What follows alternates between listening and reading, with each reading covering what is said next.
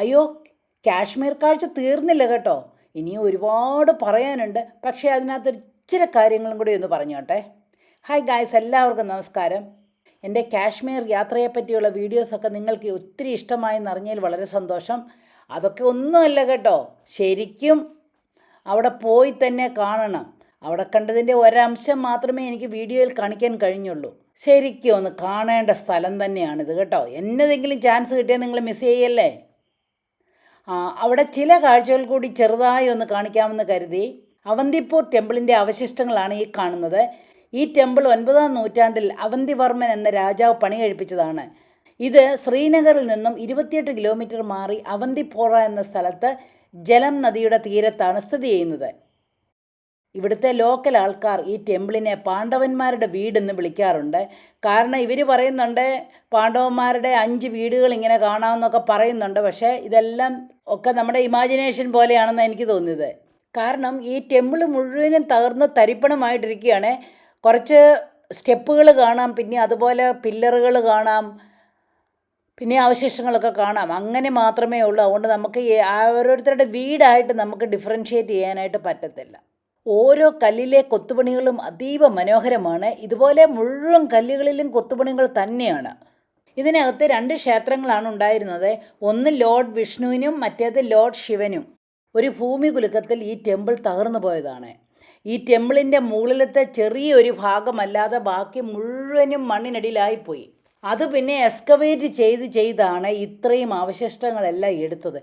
എൻ്റെ അഭിപ്രായത്തിൽ ഇത്രയും മനോഹരമായി ഈ ടെമ്പിളിൻ്റെ അവശിഷ്ടങ്ങൾ എക്സ്കവേറ്റ് ചെയ്തെടുത്തത് എത്ര നന്നായി. 10-ാം നൂറ്റാണ്ടിൽ ഇന്നത്തെ പോലത്തെ സാങ്കേതിക വിദ്യകളൊന്നും ഇല്ലാതിരുന്നപ്പോഴും കരിങ്കല്ലിൽ ഇത്രയും മനോഹരമായ ഒരു ടെമ്പിൾ പണിത ശില്പികളുടെ കഴിവുകൾ അപാരം തന്നെ. വാവ്, കരിങ്കലൊക്കെ ഇത്ര മിനുസമായി എങ്ങനെ കൊത്തിയെടുത്തുന്നാണ് എന്നെ അതിശയിപ്പിക്കുന്നത്. എനിവേ, ഇതൊക്കെ ഒന്ന് കാണാൻ സാധിച്ചതിൽ ഭയങ്കര സന്തോഷം തോന്നി കേട്ടോ. ഞാൻ ആ പടവുകളിൽ കൂടി മുകളിൽ വരെ പോയി. അവിടെ നിന്ന് ചുറ്റിനും നോക്കി കാണാൻ നല്ല ഭംഗിയായിരുന്നു. എന്തോ ഒരു വിസ്തൃതമായ ഒരു ടെമ്പിളാണെന്ന് നോക്കിക്കേ. അതിൻ്റെ സ്റ്റെപ്പുകളും അതിൻ്റെ പില്ലറുകളും എല്ലാം. ഞങ്ങളിതിൻ്റെ സ്റ്റെപ്പ് വഴിയും അതിലൂടെയെല്ലാം കല്ലുകളുടെ മേലെയും ഒക്കെ കറങ്ങി ഒരുപാട് നടന്നു കേട്ടോ. ഇത് ശരിക്കും വിസ്തീർണത്തിൽ ഇങ്ങനെ കിടക്കുവാണ്. ഇത് ശരിക്കും അങ്ങ് വിശാലമായിട്ടങ്ങ് കിടക്കുകയാണ്. ചിലപ്പോൾ പാണ്ഡവന്മാരുടെ വീടെന്നൊക്കെ പറഞ്ഞത് ശരിയായിരിക്കാം. ഇത് ശരിക്കും വളരെ കൗതുകം ജനിപ്പിക്കുന്ന ഒരു കാഴ്ചയായിരുന്നു കേട്ടോ. അയ്യോ, പറയാൻ മറന്നുപോയി. നിങ്ങളിൽ കുറച്ച് പേരെങ്കിലും ഈ പാട്ട് കേട്ടിരിക്കും. തെരാ ബിനാ സിന്ദഗി സേ കോയി എന്ന ഹിന്ദി പാട്ട്. 1975 റിലീസായ ആന്തി എന്ന മൂവിയിലെ പാട്ടാണിത്. സഞ്ജീവ് കുമാറും സുചിത്ര സെന്നുമാണ് ഈ മൂവിയിൽ അഭിനയിക്കുന്നത്. അവർ രണ്ടുപേരും കൂടെ ഈ ടെമ്പിളിനകത്ത് നിന്നുകൊണ്ട് പാടുന്ന പാട്ടാണ്. അതും കൂടെ കേട്ടപ്പോൾ ഒരുപാട് സന്തോഷം തോന്നി. കാരണം ഈ പാട്ട് എനിക്ക് ഭയങ്കര ഇഷ്ടമുള്ളൊരു പാട്ടാണ്. ഇന്ന് ഞാൻ ആ മൂവി ഡൗൺലോഡ് ചെയ്ത് കണ്ടു. എന്നാ നല്ല മൂവിയാണെന്നോ. ശരിക്കും ആ മൂവിയുടെ ഷൂട്ടിംഗ് മുഴുവനും നടന്നത് കാശ്മീരിലാണ്. അതിലെ ഓരോ സീൻ കാണുമ്പോഴും എന്തെന്നില്ലാത്ത സന്തോഷം തോന്നി. ഷാലിമാർ ഗാർഡനും അവന്തിപ്പൂർ ടെമ്പിളും ബേതാബ് വാലിയും എല്ലാം. ഈ അവന്തിപ്പൂർ ടെമ്പിളിൽ കയറാൻ ഒരു എൻട്രൻസ് ഫീ ഒക്കെ ഉണ്ട്. അത് ഞങ്ങളുടെ ഏജൻറ്റ് തന്നെ കൊടുത്തായിരുന്നു. ഈ ടെമ്പിളിലേക്ക് ഇറങ്ങി ചെല്ലുന്നതിന് മുമ്പായി അതിമനോഹരമായ ഒരു ഗാർഡൻ ഉണ്ട്. നമ്മുടെ നാട്ടിലെ കോഴിവാലൻ ചെടി പോലും എന്ത് സുന്ദരമായി തോന്നിയെന്നോ. ഈ കാശ്മീരുകാർക്ക് ഗാർഡൻ എന്ന് പറഞ്ഞാൽ വീക്ക്നെസ് ആണെന്ന് തോന്നുന്നു. അവരെ എവിടെയാണെങ്കിലും അത് ഈ ഗാർഡനൊക്കെ എന്ത് ഭംഗിയായിട്ടാണ് വെച്ചിരിക്കുന്നതെന്ന് നോക്കിക്കേ. നമ്മുടെ നാട്ടിലെ സ്ഥിതി അതൊന്നും അല്ലെന്നുള്ളത് അറിയാമല്ലേ. നല്ലൊരു പാർക്കുണ്ടെങ്കിൽ പോലും അതൊന്ന് മെയിൻറ്റെയിൻ ചെയ്യാൻ ആരുമില്ല. എനിവേ, സ്റ്റെപ്പുകൾ കയറി ചെല്ലുമ്പോൾ 2 സൈഡിലും അതിഭീമാകാരമായ പില്ലേഴ്സ് കാണാം. ആ ഭിത്തികളിലുള്ള കൊത്തുപണികളൊക്കെ കണ്ടാൽ നമ്മളങ്ങ് നോക്കി നിന്ന് പോകും കേട്ടോ. ഇവിടെ നിന്നും താഴോട്ടൊന്ന് നോക്കിക്കേ. അതിവിശാലമായ ഒരു ടെമ്പിൾ ഇവിടെ ഉണ്ടായിരുന്നു എന്ന് നമ്മൾക്ക് ഒറ്റ നോട്ടത്തിൽ തന്നെ മനസ്സിലാകും.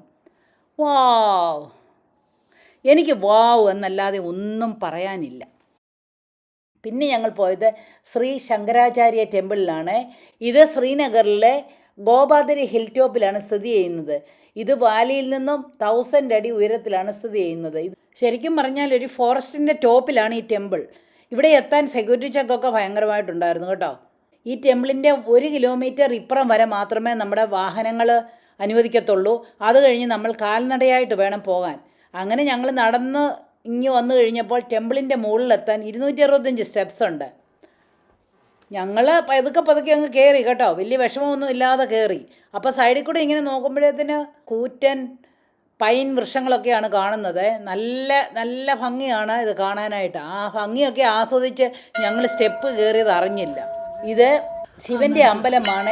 ഈ ടെമ്പിൾ 200 BC നിർമ്മിച്ചതായിട്ടാണ് വിശ്വസിക്കുന്നത്. അങ്ങനെ വന്നപ്പോൾ ഇവിടെ ചെറിയൊരു മൈതാനം കാണാം. വലിയ വൃക്ഷങ്ങളൊക്കെ ആയിട്ട് ഒരു ഗസീബോയും ഉണ്ട്. ഇവിടെ നിന്ന് താഴേക്ക് നോക്കിയാലും അതിമനോഹരമായ ശ്രീനഗർ കാണാവുന്നതാണ്.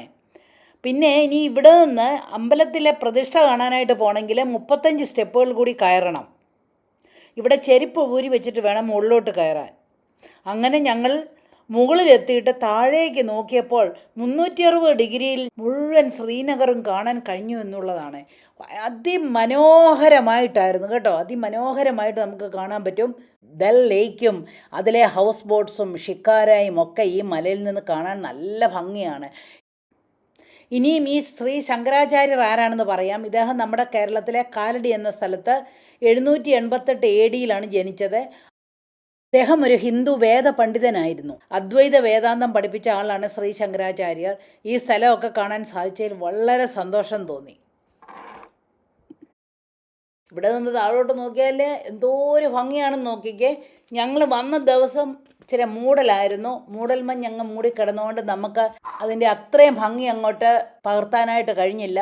പക്ഷേ ഇവിടെ നിന്ന് നോക്കിയെന്നാൽ 4 ചുറ്റിനും ഇങ്ങനെ 360 ഡിഗ്രിയിൽ നമുക്ക് ഇതിനെ മുകളിൽ നിന്ന് കറങ്ങിയെന്നാൽ ഈ ശ്രീനഗർ മുഴുവനും കാണാനായിട്ട് സാധിക്കും. പിന്നെ ഞങ്ങൾ കുങ്കുമപ്പൂ ഉണ്ടാകുന്ന വില്ലേജിൽ പോയി.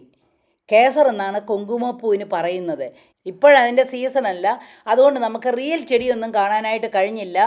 2 മാസം കൂടെ കഴിയും കുങ്കുമപ്പൂവൊക്കെ ഉണ്ടാകാനായിട്ട്. അതിനു വേണ്ടി അവർ വയലൊക്കെ ഉഴുതു മറിക്കുന്നത് കണ്ടു. വളരെ ഇൻട്രസ്റ്റിംഗ് ആയിട്ട് തോന്നി. കാരണം ഇതിൻ്റെ ചെറിയ ബൾബുകൾ കുഴിച്ചിട്ടെന്നാൽ 10 വർഷം ഈ ചെടി ഇങ്ങനെ ഈ സമയത്ത് ഇങ്ങനെ ഉണ്ടാകും. ഒരു മാസം 15 തൊട്ട് 1 മാസം കൊണ്ട് ഇതിൻ്റെ എല്ലാം പോവും. അതിനകമായിട്ട് ഇവർ ഈ പൂവെല്ലാം നുള്ളിയെടുത്ത് ഉണക്കിയാണ് കേസർ അല്ലെങ്കിൽ കുങ്കുമപ്പൂ അല്ലെ സാഫ്രോൺ ആയിട്ട് വിൽക്കുന്നത്. ഞങ്ങളിങ്ങനെ ഇതിൻ്റെ കടയിൽ വന്നപ്പോൾ അവരതിൻ്റെ എല്ലാ വിവരങ്ങളും പറഞ്ഞു തന്നു. ഞങ്ങൾ ഇവിടുന്ന് കുറച്ച് കുങ്കുമപ്പൂവും വാൾനട്ടും പിന്നെ അതുപോലെ തന്നെ കുങ്കുമപ്പൂ വെച്ച് ഒരു ക്രീമും ഒക്കെ ഉണ്ട്, നല്ലതാണെന്ന് പറഞ്ഞു. അതുകൊണ്ട് അതൊക്കെ വാങ്ങിച്ചുകൊണ്ട് ഞങ്ങളിങ്ങനെ പോകുന്നു. പിന്നെ ഞങ്ങൾ വേറെ ഒരു ടെമ്പിളിൽ കൂടി പോയി. അത് പഹൽഗാമിലാണ്.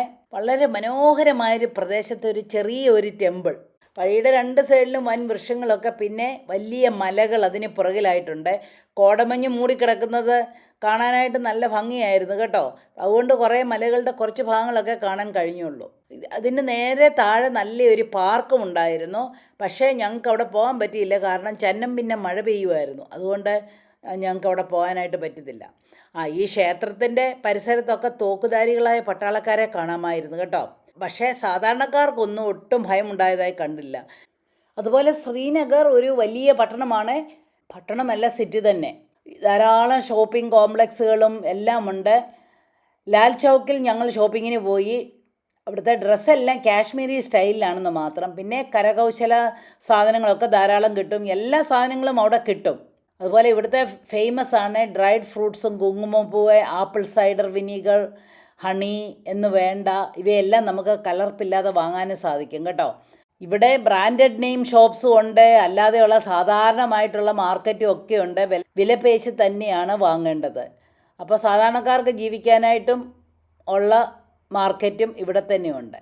ഇതൊക്കെയാണ് ഞങ്ങൾ കാശ്മീരിൽ പോയപ്പോൾ കണ്ട കാഴ്ചകളുടെ ഏതാനും ഭാഗങ്ങൾ കേട്ടോ. അപ്പോൾ എനിവേ ഈ കാശ്മീർ ട്രിപ്പ് ഒട്ടും വേസ്റ്റ് അല്ല. നല്ലതായിട്ട് നമുക്ക് എൻജോയ് ചെയ്യാനായിട്ട് സാധിക്കും ഏത് സീസണിൽ പോയെന്നാലും. ഇനി ഞാൻ അടുത്ത വീഡിയോയിൽ കാശ്മീരിൽ പോകുമ്പോൾ അത്യാവശ്യം അറിഞ്ഞിരിക്കേണ്ട കാര്യങ്ങളെക്കുറിച്ചൊക്കെ ഞാൻ പറഞ്ഞു തരാം കേട്ടോ. അതുപോലെ ട്രാവൽ ഏജൻറ്റ്, ഞങ്ങൾ ഏത് ട്രാവൽ ഏജൻറ്റിൽ കൂടിയാണ് പോയെന്നുള്ള വിവരങ്ങളെല്ലാം ഞാൻ പറഞ്ഞു തരാം. അപ്പോൾ അടുത്ത വീഡിയോയിൽ വരും വരെ ബായ്.